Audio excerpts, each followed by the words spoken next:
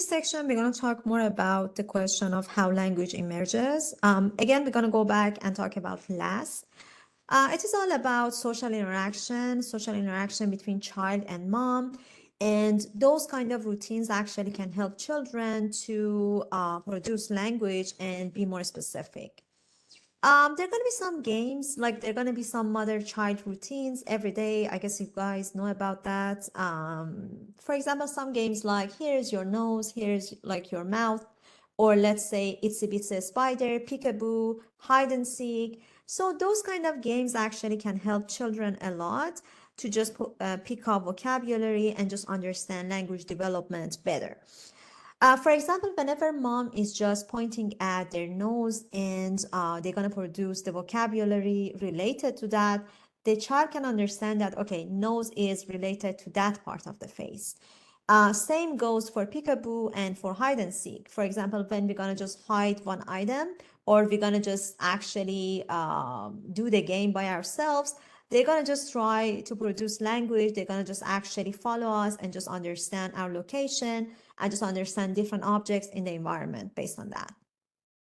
I guess option 4 in the final project is all about this one, is about mother and child's routine and just their discourse. So if you want to actually work on that option, you have to go through this chapter and just read that carefully to just be able to answer different analysis tasks.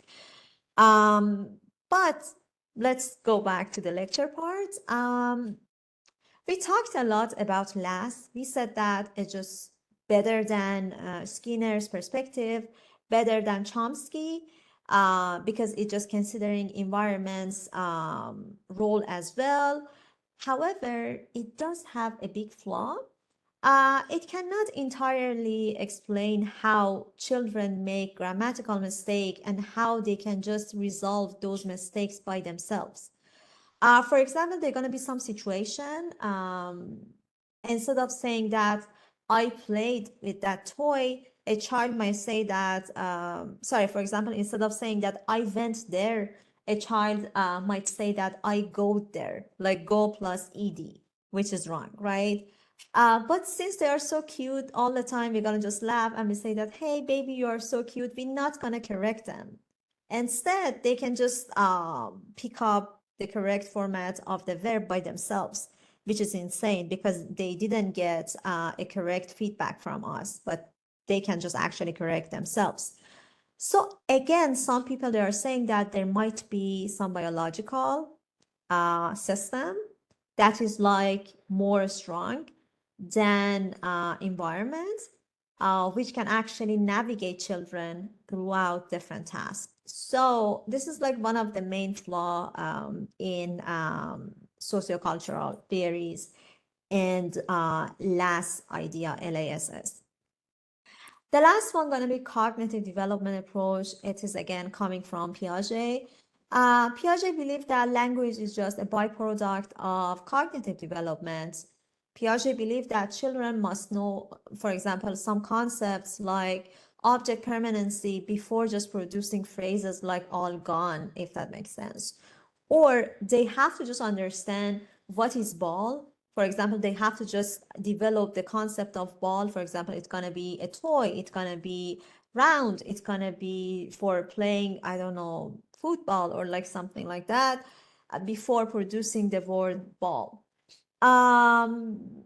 So that's the key. In Piaget's perspective, he believed that you have to just develop the idea in your brain before actually producing a vocabulary related to that. But again, there's going to be a question, there's going to be some challenge for Piaget as well. For example, there are going to be some moments that language might precede thoughts, and I guess it's going to be all the time, right? For example, even young infants, they know the idea of a ball in the environment, yet they cannot produce the word ball. Like they developed the idea of ball as a toy, it's going to be a round object or something like that, but they're not going to produce the whole idea at the same time that they developed the vocabulary. So it's going to be a flaw for Piaget. So maybe Sociocultural theory might be the best option here between these four, because the way Vygotsky and anyone who is following Vygotsky define the idea of language, they believe that language and thought, they are just mutually reinforcing each other. It is not like just all the time language comes first, or all the time thought and cognitive development gonna come first. No, it's not like that. They are just reinforcing each other and having some sort of correlation all the time.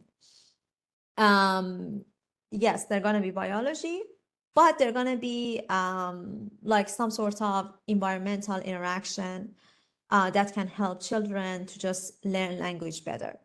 I would suggest everyone to go and check textbook for that part, because there are going to be a lot of arguments. There is a table, I guess it's going to be page 380 or a page before that, but like the whole table, the whole idea over there is just very important. There are going to be definitely a lot of questions in your quiz and also in your test. So read that part carefully. Here is again the idea of ball. I already mentioned that. The last point is again about Vygotsky. Vygotsky believed that motivation is just very important for language development.